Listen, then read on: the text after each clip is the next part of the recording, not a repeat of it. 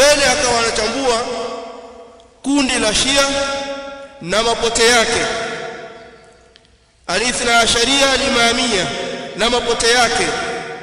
Akafika mahala akasema wala injaza idkhalu haula fi firaq al-islam jaza idkhalu mudda'i an-nubuwwa au man athbatu nubuwwata Musailamah al-kadhab. Na lau itajuzu kuwaingiza mashia katika makundi ya Kiislamu, basi itajuzu kuwaingiza wale waliodai utume kwa Musailamah al-kadhab na wao waingie katika firaq al-islam, katika makundi ya Uislamu.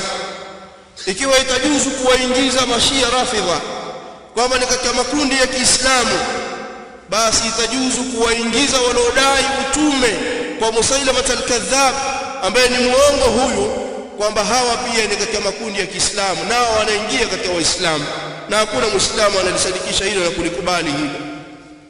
Haya maneno hayahitaji tafsiri. Mbele kidogo pia akazungumza akasema fa inna rafidhata wa shia, rafidha shia akfaru min al-yahudi wan nasara, hawa ni makafiri zaidi kuliko hata mayahudi na wakristo. Sheikh al-Islam Ibn Taymiyyah katika Minhaji Sunna naye ana maneno yake, anasema farafidhatu asharru bal akfaru min al-kuffari al-yahudi wan nasara wal mushrikin, Shia ni makafiri zaidi kuliko ukafiri wa mayahudi na wakristo na washirikina. Al-Allama al-Wadi Sheikh Muqbil akaulizwa kunako maneno haya akasema wa hadha al-kalam sahih fa inna ar-rafidhata ashaddu dararan ala al-islam wal muslimina min al-yahudi wan nasara. Asema maneno haya ni sawa, hakika rafidha Shia wana madhara zaidi kwa Waislamu na Uislamu kuliko hata mayahudi na wakristo. Haya maneno haya kwa yule ambaye anaweza kufuatilia habari mbalimbali na historia pia, haya maneno hayatomsumbua. Ukitizama yale ambayo wako nayo Shia, yale kusanyika kwao katika kufuru na bid'a na dhalalati mbalimbali ambazo mtu mmoja akitakidi moja katika hayo atakufurishwa kwayo, kama vile kwamba wao wanaamini kwamba sisi masuni na wao hatuungani kwenye Mungu wala kwenye nabii. Wao wenyewe wanasema maneno haya, sisi hatuungani na masuni kwenye Mungu wao, ambaye huyo Mungu ndiye Mungu wa Mtume Muhammad. Mtume Muhammad ambaye hao masahaba ndio masahaba zake, sisi hatuungani nao wala hatuungani na wao kwenye huyo mtume wao. Haya maneno yamekaririwa katika vitabu vyao kama vile Al-Anwar al-Numaniya, lakini pia kwenye kitabu cha Mawsua Masali ya Itikadi. Vitabu hivi viwili haya maneno yapo, yameandikwa na wakongwe katika kufahamu Shia na wafuasi wa Kishia sawa sawa. Hata hawa wakwetu hawa ambao wengine ni wafuataji tu hawajui au wanawaficha watu. Sasa haya ninataja kwa ajili ya nitakachokitaja hapo mbele. Hawa ndio mashia hawa. Lakini mashia pia katika vitabu vyao wao wanaamini kwamba Jibril alifanya khiana kwenye kufikisha ujumbe. Ilikuwa pasa upeleke kwa Ali bin Abi Talib, akaupeleka kwa Mtume Muhammad sallallahu alaihi wasallam. Lakini pia hawa mashia wao katika vitabu vyao wanaandika, na ndio msimamo wao, kwa sababu hawawezi kusimama hawa wafuasi pia wakayakanusha haya maneno, labda kwa unafiki watakapobanwa. Lakini hakuna mshia atakayesimama aseme hawa wanasema hivi ni makafiri na itikadi hii ni ya kufuru. Hawawezi kusema hivyo. Wao wanaamini pia kwamba maimamu wao ni bora kuliko manabii wote, tofauti na Qur'ani inavyosema wa kullu faddalna ala alalamin. Allah alipotaja manabii akasema hawa tumewafadhilisha wote juu ya walimwengu wote mzima, lakini wao wanasema maimamu wao ni bora kuliko manabii kwa sauti zao na kwenye maandiko kwenye vitabu vyao. Soma Al-Kafi na vitabu vingine wanazungumza wazi.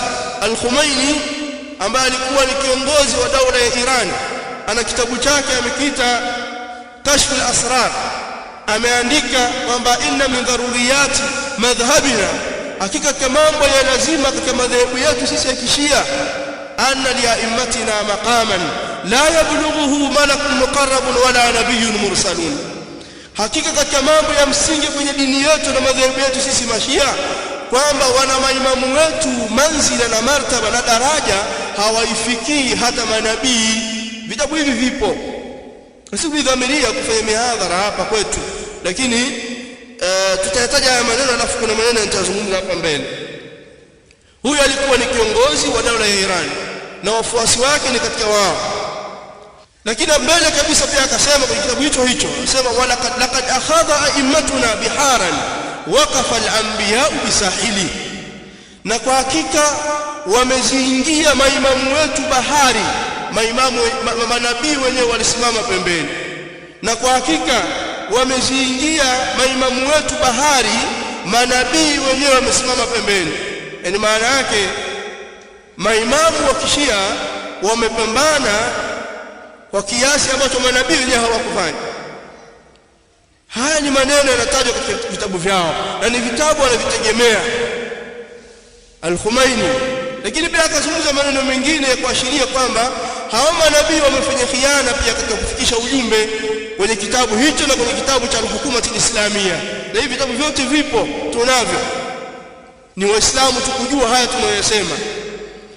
Lakini miongoni mwa itikadi za Shia Ar-Rafidha ni kuwatusi masahaba, kuwatukana masahaba wote na kuwakufurisha masahaba wote, illa qalilan minhum, isipokuwa wachache katika wao masahaba.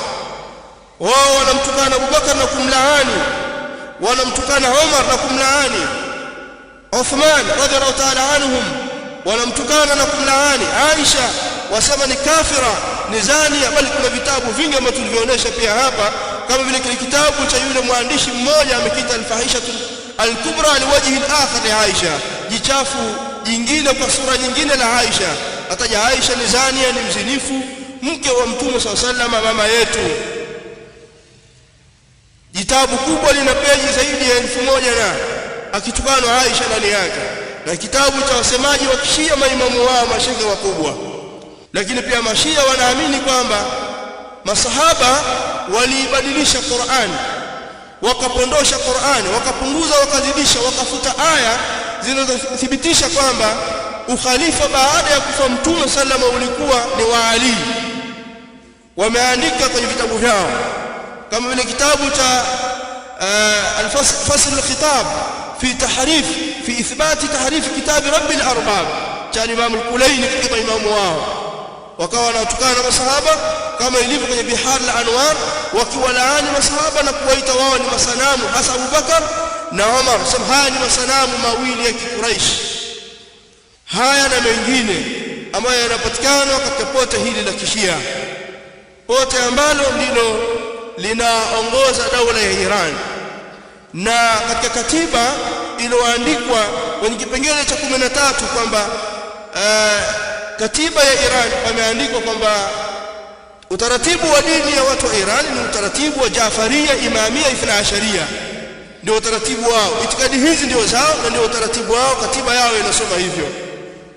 Lakini tukirudi katika upande wa uhalisia wa umwagaji wa damu na maafa katika jamii, wale wanaofahamu historia kiuhalisia, si kuambiwa, wanafuatilia kwa uadilifu na insafu, wanafahamu kwamba Mashia wao wanaongoza kwa kiasi kikubwa kumwaga damu za umma, damu za Waislamu, kama ilivyotokea Yemen na mpaka sasa hivi inaendelea. Damu ambayo inatoka Iran, pesa zinatoka Iran na msaada unatoka Iran kuwapelekea Mahuthi Yemen kupigana na ahli sunna na kumwaga damu zao mpaka leo hivi. Wale wanaofika wanajua na wanafuatilia tarehe na historia wanafahamu mpaka leo hivi. Lakini pia ukienda upande wa Suria utafahamu kuna mapigano kuanzia hapo nyuma mpaka leo. Mashia walimtuma Hassan Nasrallah katika kipindi cha nyuma akaenda kumwaga damu za watu wa Suria, na wao ni Mashia na udhamini mkubwa ni watu wa Iran. Lakini pia aliyesoma historia akafuatilia anafahamu ni mara ngapi Mashia tangu katika vitabu vya historia vikitaja tangu kale huko wamejaribu kutaka kuiharibu miji miwili Haramain Sharifain, Makkah na Madina. Ibn Kathir katika Bidaya wa Nihaya, Dhahabi na wengine na maulama wa kisasa wameandika khiana za mashia dhidi ya miji hii miwili Maka na Madina. Mpaka juzi hapa watu walifanya maandamano, walipoingia kule wa Irani wakafanya maandamano, wakasababisha vifo vya Waislamu wengi, mpaka kafika mahala pakazuia alafu pakaachiwa tena. Al-Khomeini mwenyewe akijaribu kulifanya hilo